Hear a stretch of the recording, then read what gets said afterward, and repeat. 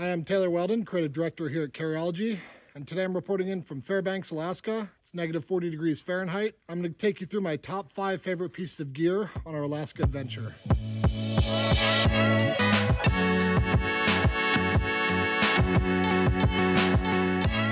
I want to give a little bit of background on this trip and why we did this. It sounds a little bit crazy. Fairbanks, Alaska, the coldest month of the year in February.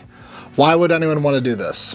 Sure, it might seem like a weird vacation, but that's exactly what the three of us decided to do. And the big question is why? The simple answer would be to see something otherworldly and to just experience something really extreme. And plus, the Northern Lights would be a bonus. Now, I've been to some cold places before, Alaska before, Norway, Iceland, but February in Fairbanks, that's a new level. And our focus was not to waste any time inside, but to be outside the whole time, kind of experiencing, what Alaska has to offer. And, like I mentioned before, we're gonna be photographing the Northern Lights, which requires a lot of static, standing around in the brutal, bitter cold at night.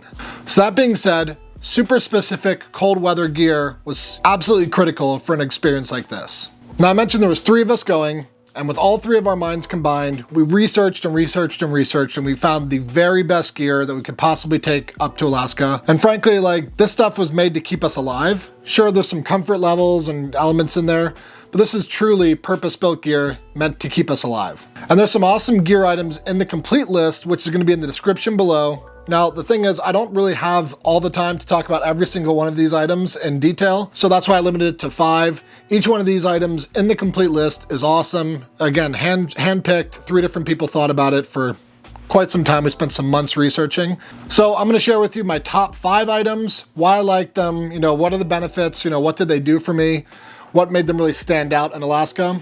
And since I couldn't really help myself, I'm adding 3 more additional kind of honorable mentions at the end of this video, so stay tuned for that. Anyway, without further ado, let's get into the top 5 items. First on the list, we have these bad boys right here. These are the Hestra Army Leather Gore-Tex 3-finger mitt/glove situation. Get to that in a second. Now, a little bit about Hestra first. They were founded in 1936 in rural Sweden. And the founder, Martin Magnusson, actually started making gloves for lumberjacks up in Sweden in the winter. You can imagine that's pretty cold. And ever since then, they've been making, in my opinion, the best gloves on planet Earth. And many other people agree that this is actually the best brand and the best gloves on the planet. I went down a deep rabbit hole of gloves researching and talking with experts in their field, like people in survival, outdoors, various types of guides. They all swear by Hestra, so that made me feel pretty good. But most importantly, we're gonna talk about why I like them and what did they do for me in Alaska. We have to, address the giant elephant in the room. There's 3 fingers on these gloves, right? So are they a mitt? Are they a glove? Are they both? Yes, kind of. When you think of a traditional glove, you think of 5 fingers, right? And of course that gives you more dexterity, but you're gonna lose a lot of warmth through each one of those digits. So this is why Hestra makes full mitts as well as, 5-finger digit gloves. But this is kind of the in-between. It doesn't have 5 fingers, as you can see, 1, 2, 3, but it's also not a full mitt where you kind of lose, well, you do lose a ton of dexterity with just a giant kind of mitt, like you remember from when you were a kid. So this one, you're still able to use that index finger and your thumb to grab onto items. I found it worked pretty good when I needed to do, some smaller tasks. I don't know. I definitely wouldn't be able to press my camera shutter button with this. However, when I needed to, I was using my Hestra glove liners underneath, and I could take off the outer glove and then activate my camera shutter with these. I didn't want to wear these full time because I would have, lost my fingers if I didn't have these mitts over top. So, it's nice to have this underneath where you can activate, camera shutter button, for example, but have these while you're kind of standing around static. So first and foremost, they're very warm and they allow you to have dexterity. And that's kind of the major plus for that, is dexterity plus warmth. It's kind of finding that fine balance between the 2 of them. I also found when temperatures were really getting cold that there's just enough room to slip in one of those hot hands packets into the glove. Gives you maybe a few more degrees of warmth. That only probably happened once or twice. These really kept me quite warm when I needed them to keep me warm. And they offer a full leather palm right here and on the tips of the fingers. And I found this is actually pretty great for grip in the cold. things get very slippy, they get very icy. With the snow that was like, you know, really fine powder, it really made grabbing onto things quite difficult. But with this leather palm, I was able to grab onto stuff and not lose my grip. And finally, this is kind of a strange one. So Hestra has a large, deep catalog of gloves. They make gloves for every kind of situation that you could possibly think of, you know, down to the individual degree of warmth that you need. But the thing that these offer is a Gore-Tex liner. While that might seem a little bit strange to have a Gore-Tex liner and a glove where you're gonna be, you know, in temperatures of, you know, negative 40 degrees Fahrenheit, it's also the same as Celsius, oddly enough, they kind of match there in the middle. You know, water freezes at 0 degrees Celsius, 32 degrees Fahrenheit, so why do you need waterproofness when you're gonna be kind of experiencing frozen water in the form of ice or snow? And it takes quite a lot for running water to freeze. We did encounter some water, and my philosophy was, as if there's any reason I needed to put my hands in water, or if maybe the snow were to melt when I bring these gloves inside after shooting photos with them, you know, my gloves aren't gonna be wet. You know, having wet gloves in those kind of temperatures, you're just asking to lose a finger or a hand or an arm, maybe, I don't know. Having that extra little level of security, that was really important to me. You know, never having to worry about water getting in here and cold fingers. I really like that. And then lastly, you know, this is a feature not necessarily exclusive to Hestra by any means, but I do like this little attachment here, this little elastic attachment. So when I wanted to take a photo, I always had these liners underneath. I could just simply pop the glove off and let it hang here by my side, take a picture, and then put them right back on. So that is my first of my top 5 favorite items from the Alaska trip, the Hestra Army Leather Gore-Tex 3-finger glove mitt. Number 2, the Arcteryx Alpha Parka. This thing is a beast. I love Arcteryx, and yeah, there's no hiding that. I'm a big fan. I use their gear in many different trips, many different adventures, and you know, I trust Arcteryx with my life when it comes to gear, and that's saying a lot. Fairbanks, Alaska in February is probably one of the coldest places on Earth, if I'm not mistaken, you know, one of the top 10. And this is next level. You really need something warm. So when I really had to think about, you know, what jacket is going to be the primary source of warmth, I went straight to Arcteryx, and I found the Arcteryx Alpha Parka. Now, Arcteryx says this is the warmest outdoor jacket they have ever made. And when I hear a statement like that from Arcteryx, that makes me pretty happy, especially for this specific trip. This thing is a giant marshmallow full of 850 goose down feathers. So this will keep you very, very warm. And they've even strategically put some synthetic insulation here. They kind of mapped it out on your body. Goose down doesn't really breathe too well when you get sweaty, but the synthetic insulation helps a little bit. That being said, this is not an active jacket. If you start walking too fast in this jacket, you're gonna overheat and just die. So don't go running in this jacket. This is a static, kind of stand around outdoors, taking photos of the Northern Lights type jacket. You know, it's also made for belaying, you know, or standing around a campsite in extreme cold. I wouldn't want to be camping in that kind of cold. But that being said, just remember that. I personally think this particular piece is kind of the icon of the trip. Whenever I think about a trip and, you know, what really stands out, it's kind of the backpack or bag, you know, whatever you want to specify. The jacket and the boots. For me, that's kind of really the 3 main things of any major kind of outdoor adventure trip.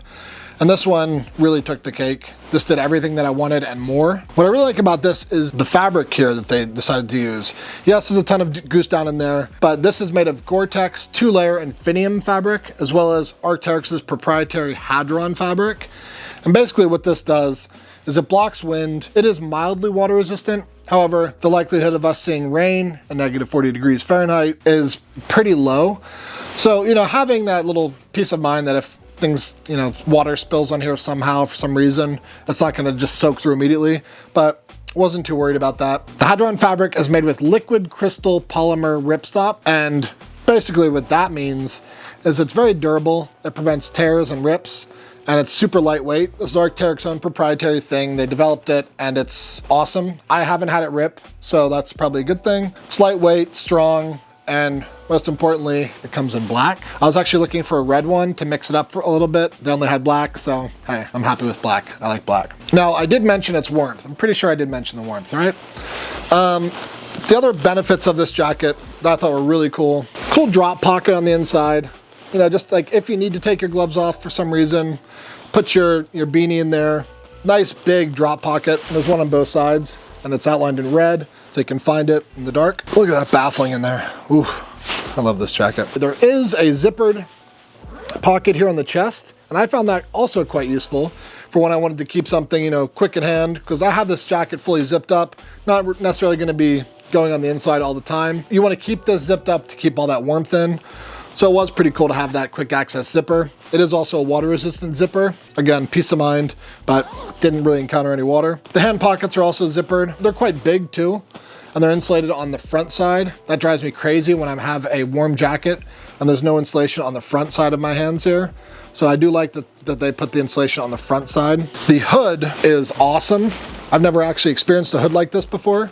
It really comes down over your head and keeps that warmth in there. The collar comes up pretty high. I had to wear my balaclava, not baklava. I had to wear that so my beard wouldn't get stuck in the zipper. But with that balaclava on, I was able to pull this up all the way to my nose and really keep that warmth in there. You know, looking like Kenny from South Park. That really was a major benefit for me. I do like the length of the parka. It comes down, you know, kind of just right over my hips, kind of just down to my butt. And that does keep in quite a lot of warmth, you know, having it come a little bit further down. You know, I've had nice warm jackets kind of end at the waist, and you lose a ton of warmth that way, especially if you're bending over to, you know, tie your boots or something like that. So this one, love the length. It's quite functional. And then lastly, this is really important for me. You know, I traveled up to Alaska with all this gear in the description below, which is kind of mind-blowing, in 2 bags, and that is a Mr. Ranch 3-day assault pack and a Filson duffel bag.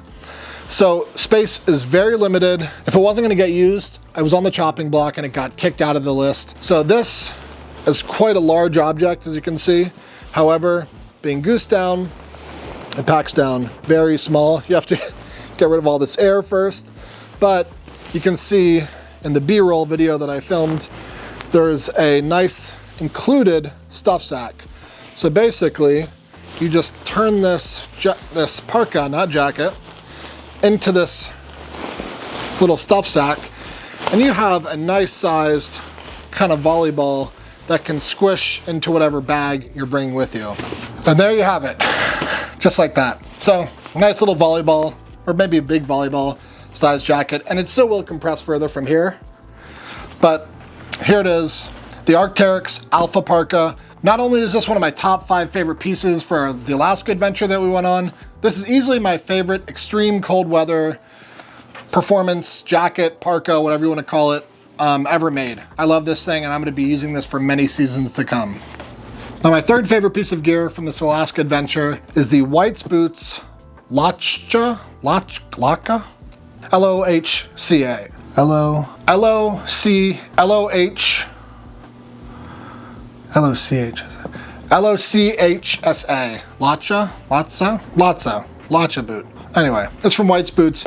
I have many different pairs of White's Boots. They're my favorite boot maker, probably in the world. We've done a collab with White's Boots. So when it came to getting some like properly insulated boots, I immediately hit up White's and I said, hey, you know, what do you guys have to offer? I never really had to look into insulated boots before. Personally, I've worn all sorts of different brands. I don't dislike any of them. I never really got insulated boots before. All I really would do is just add another layer of socks, or a 3rd layer or a 4th layer in extreme situations. But for circumstances like this, I really needed an insulated boot, and that's where White's came into play. These are everything I could have wanted. They have 400 grams of Primaloft insulation, and that's gonna encapsulate your foot in a nice little cocoon of warmth. The insulation is really necessary for a situation like this. You know, when you're standing static and you're standing on ice and snow, that ground is actually gonna be stealing warmth from your foot. So having that insulation on the bottom, the tops, the sides is really, really critical. So, you know, having never used an insulated boot before, that was a major revelation for me. I really enjoyed that. I will say, one of the members of our crew did not have these boots. I'm not gonna say what boots they were, but Lawrence and I both use these boots and we both love them. And the 3rd member of our party, Jordan, did not have these boots. And he brought some insulated boots that he had used before in the past, and he really was a big fan of them. And, you know, it's been a few weeks since this trip has ended, and I think he's still kind of missing some feeling in some of his toes. So his insulated boots did not work out so well. These kept Lawrence and I's toes, feet, and ankles toasty warm the entire time. I never actually had to think about how warm or cold my feet were. And that was really the concept of getting boots like this, is to not have to think about the warmth of your feet. If you're thinking about the warmth of your feet, there's a problem. So with just one layer of socks, these were awesome. They kept me super toasty. I really do like the Vibram sole on these. They're nice and luggy, lots of deep lugs on here, and they really were able to keep grip in the snow and the ice. Even found some rocks that weren't icy and snowy. But I never had an issue, walking around. I wouldn't say we were climbing in these, but scrambling up some rocks. And they worked really awesome for that. Never lost grip, even on some pretty nasty ice. And the final feature that was really attractive to me personally about these boots is the White's dry foot breathable membrane. If you were hiking and you came across a stream and your boot drops down in some water and you don't have a waterproof liner, you might lose a foot, just like the gloves. I didn't want to even risk that. We did go hiking along a creek bed. Not sure if it was frozen solid over top or if it was just a top layer, but not having to worry about that was a major bonus for me. Again, you're not really going to come into too much water when you're in temperatures like this, but if you do, you're not going to lose your foot. They might be a little bit heavy, but this is the only pair of boots I wore that I brought. I brought a pair of slippers. Having these with me as my primary boot, I was able to walk in restaurants, and again, not really too worried about style or fashion or anything like that, but I was able to walk into restaurants and not really feel out of place. There's some pretty ridiculous looking snow boots, like the Mickey Mouse rubber boots that they have for Antarctica and for, places in Alaska. And those look a little silly to me, where these kind of fit the part. Again, my first pair of insulated boots, proper insulated boots that is. I only had to wear one pair of socks. And this is easily one of my top 5 favorite items for this Alaska adventure. And from now on, these are my go-to super cold weather adventure boots, as I like to call them. I'm gonna be using these quite a lot in the future. Next up is the Mirror by Curology wide mouth 32 ounce bottle. And yes, I know, I'm always talking about water bottles and how whiskey is more important than water, and it still is, don't get me wrong. But I brought this because we're testing this out. This is actually a prototype. It's a little bit different than the production version, but it's pretty much spot on. So wanted to bring this up for A, photo opportunities, and B, to test out, the double wall aspect of this to see if it's gonna keep, in this case, if it's gonna keep liquid warm in super, super extreme cold environments. And that's why I brought it along, kind of just also bringing it. Wasn't really my first thought to bring this along. And maybe that's why it's in my top 5. Not that I had low expectations, I just don't really think about a water bottle. It's not really one of my ideal pieces of kit or gear. And I gotta say, this thing blew me away. It really, really did. What I like about this, of course, it's a collab version. It's got our Oxyco pattern print on here. And then we used the black on black. I think it's really quite cool the way it catches light. Why we added that, it actually adds a nice little level of grip to it. Of course, I like the black on black. I'm all black everything. If it can't be black, it should be titanium. If it can't be titanium, it should be black. So I was using this to bring hot tea with me because I was reading about, how to stay warm out in the extreme cold. And I was reading that if you bring tea with heavy cream, it'll actually help keep your body warm on the inside. So hey, give it a shot. And I gotta say, when we're walking outside and -40, we actually got down to -67 degrees Fahrenheit with wind chill. I did not expect this to keep liquids hot, and it did for not only hours, but the next day when I lifted the lid, it was still steaming hot. That blew my mind. In fact, I don't necessarily like beverages scalding hot, and this, after I filled it with tea and, was outside for hours and hours, it was still actually too hot to drink out of. That really shocked me, the performance of this. And of course, I'm testing hot liquid in a cold environment.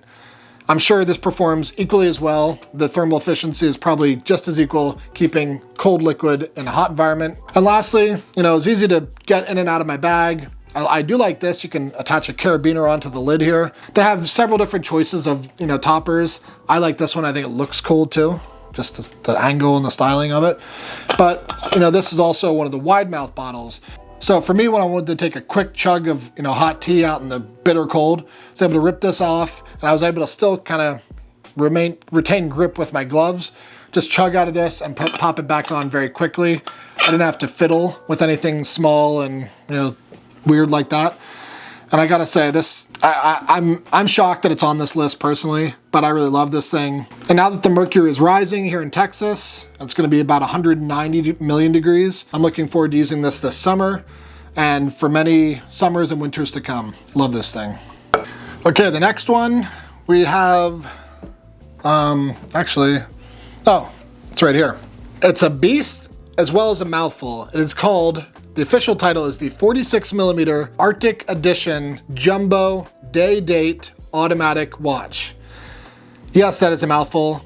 And simply put, marathon watches, to make things simpler, what they call this is the JDD, standing for Jumbo Day Date. I was really looking for an awesome watch to take on this adventure. And you know, there's tons of watches out there, some which would probably have done just as well, but I really wanted something specific and super awesome for this trip. I went to one of my favorites, Marathon Watches, and started to have a look around. And I didn't know this until I started looking on their website, but they actually have an Arctic edition. So I thought, you know, how fitting. When I was looking through their Arctic editions, you know, they have several different options to choose from. They have the much more reasonably sized 41 or is it 42mm size. And they have smaller yet, but I wanted to get the beast here. This is 46mm, and I'll be totally honest. If you have small wrists or if you just don't like big things on your wrist, the 46 is not for you. This thing is a monster. I want to give a little bit of background on Marathon Watch, who they are, why they're awesome as a brand.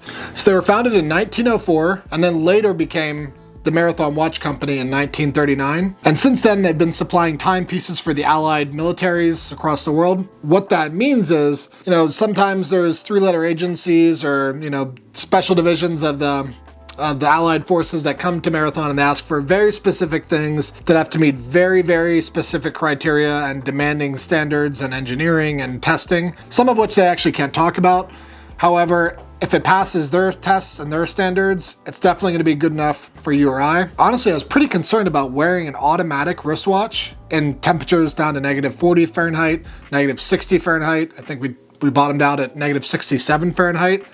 And I was reading all sorts of things online about, you know, how an automatic watch can't be worn in -20 degrees Fahrenheit, things like that. And I'm happy to say this never stopped ticking. It just kept working and working and working. It is made of solid stainless steel. It is 46mm wide, which is quite big, and it sits 18mm off the wrist. Again, I thought that might have been too big, but for me, I have a slightly larger wrist. It worked great for me.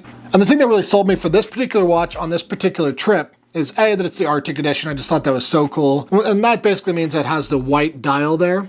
So it makes it really easy to see in low light scenarios, low light situations. And something that Marathon does that is unlike pretty much any other brand out there, there might be some other brands doing this, but Marathon is known for this, is, let's hit the lights real quick. That is not glow in the dark paint you're seeing here. This is actually what they call tritium. And this is a radioactive element that, yes, is safe to wear on your wrist, but it will just constantly glow. And it will glow for years and years and years. No, you do not have to recharge it. No, it's not glow in the dark. It just glows. Knowing that we're gonna have about 6 hours of daylight up in Alaska, having a watch that I could see in the darkness while we're shooting the northern lights and things like that, that was critical. And this, you know, it shines bright. I really do love that they have a little radioactive indicator on there, and they have that on all their watch faces. And for those watch nerds that are watching, this has a 26 joule automatic movement, and the movement and the watch is made in Switzerland from 316 stainless steel. So I do love that, yes, they might be based out of Canada. These are made in-house in their factory in Switzerland by expert watchmakers, and you can't really do too much better than that. You know, super tough, super durable, super water resistant, and glows super bright in the dark. I love this watch. I love Marathon watches. I don't want to reveal too much, but stay tuned. We might be talking more about Marathon watches in the future. That's all I can say about that. The Marathon watch, JDD, aka 46mm Arctic Edition Jumbo Day Date Automatic Watch, is one of my top 5 favorite pieces from this Alaska trip. And it performed extremely well, just like the tank that it is. I love this watch. Okay, now I promised you I'd have the 3 bonus honorable mention items for this trip, and here they are right here. Let's get into them. So, number 1, we have the Julbo Vermont Classic sunglasses. And these things are pretty wild. I mean, they definitely have a look to them. And I've been waiting to use these for quite some time. They have a crazy coating on them, which is great for really bright situations. And you don't necessarily think bright when you think Alaska in the winter, but snow is actually quite blinding. Even if there's just a little bit of sun, you know, that reflects basically all of the light back into your eyes. And for me, I have really sensitive eyes. So these came in quite handy. I think they look pretty cool. They got a nice little leather nose pad here, leather side guards. This helps, you know, block from the sun as well as the wind and the snow and the nastiness. And once these rubber hooks are over your ear, they stay there quite well. And, you know, when I was traveling with them, I keep them in the Magpul Daka Can 2.0. It was a nice little sunglasses case. And, you know, since I'm jamming everything into 2 bags, not crushable, easy to access, I really like these glasses. And they are wild looking. Next up, we have the Arcteryx Gamma MX pant. And let me just break this down for you real quick. Arcteryx has some interesting naming kind of structures. So the Gamma means outdoor soft shell. This is a soft shell material, meaning it's not necessarily 100% waterproof. It is wildly water resistant, but that's what the Gamma means, is outdoor soft shell. And the MX means mixed conditions. So that generally means, you know, kind of colder, kind of ice, snow, sleet, stuff like that. So it has a fleece lining on the inside. So the Arcteryx Gamma MX, soft shell, mixed weather conditions. Get it? Cool. So I've used the Gamma LT, and LT means lightweight. I've used the Gamma LT in Iceland, and I love those pants. I said they're some of my favorite adventure pants ever. I call these adventure pants. Yes, they do look the part, and you know, if you walk into a restaurant, I'm not really too worried about fashion or anything like that. But you know, they're not gonna stick out and kind of look like adventure pants. They kind of blend in, but they perform awesomely when you need them when you're out adventuring. Some really cool points about these are, they have a built-in belt. I really like that. Nice little bit of stretch on there, so I can leave my belt at home. It's nice to just have one less item to bring. Zip fly, just like a standard pant. The one thing about these pants that I really loved, while we were in Iceland, I discovered these. I was wearing the Gamma LT pant, and Lawrence, my colleague, was wearing the Gamma MX pant. And I quickly was looking at his pants. I thought he had the LTs as well, but the LT has one pocket right here, right kind of on the upper thigh, and the MX has 2 pockets. So twice the amount of carry. I love that. You know, if you want to keep a bandana in there, some gloves, whatever. That was a major selling point for me, the second pocket. Hand pockets are zippered, so you can keep stuff without it falling out. Nice little bonus, and that's on both sides. And now there are no pockets back here on the butt. And why is that? That's so, you know, these are adventure pants. You're not gonna be rocking a wallet in your back pocket, you know, maybe it falls out. Even if it were to be zippered, you're sitting on, you know, rocks, stuff like that. Just not really ideal to have back pockets for adventure pants. Most importantly, why I like these, yes, they do have a good amount of stretch. You can do all sorts of, you know, physical active things in these and not blow out a crotch because of the stretch, because of that soft shell. But in this context, I had, I believe, 2 different base layers on, an Arcteryx base layer and then another Arcteryx base layer on top of that, and unbound merino boxers underneath of that. So it was pretty layered up with then an Arcteryx bib on top of that, which you'll see in the description below. But these actually have a fleece liner on the back side of the soft shell, unlike my LTs, which do not have this fleece layer. So they actually keep you quite a bit warmer than the LTs. I'm not gonna say it's night and day, but it does add one extra level of warmth, and that's why I love these pants. You know, I'm not gonna be wearing these if I'm, you know, hiking in the summer, but anytime I'm gonna be hiking or doing anything outdoors in the winter, definitely gonna be bringing these. These are my favorite cold weather outdoor adventure pants, the Arcteryx Gamma MX. And the third and final bonus honorable mention, what cannot be said about this bag? This is a Carry Awards winner right here in the Hall of Fame. This thing is awesome. I've had many different 3-day assault packs from Mystery Ranch, and these things always deliver. It's a perfect size. I was able to keep my entire camera kit in here, my gloves in here, my hat in here, all my kind of necessities, and then pack all my bulky stuff in my Filson duffel bag. But this thing, you know, it's just so awesome. It has a Futuro harness, so it's quite comfortable on your back. You can adjust it, of course. We all know about that. And personally, for this one, I wanted to bling it out a little bit, so I put some Cobra buckles on the bag. And yeah, they add weight, and they're wildly expensive and they are way overkill, but the bonus is they're awesome. And I also we made some fun little Alaska expedition patches on here. Put one of those up on the Velcro. And I also added some leather zipper pullers. We can go into deep detail about why I love this bag. It's probably best if you just go onto Careology.com and read about the 3-day assault. We've been singing this bag's praises for many, many years. This made in USA, brutal beauty of a pack is one of the best backpacks ever made, in my opinion. And it was super awesome to take to Alaska. I'm really glad it got to come with me. And I look forward to using this thing on many future adventures. So yeah, the Mystery Ranch 3-day assault pack. Not only one of my favorite pieces that I brought up to Alaska, this is one of my favorite backpacks of all time. So this is easily one of the top 3 honorable mentions. Love this bag. So that's all 5 of my top 5 favorite pieces of gear from this Alaska R&D expedition, plus 3 honorable mention items of gear. And again, those are only a few items of gear that I could possibly talk about on this, this video. Otherwise, we'd be here for days and weeks or months or whatever. But the complete list is in the description below. You're gonna have links to all the items. Take a look at those. Tell me what you think. I'm curious, with the items that I've selected here, what are your thoughts? Would you change anything? Would you switch out anything? Are these good choices, bad choices? Definitely want to hear your thoughts, as well as the complete list.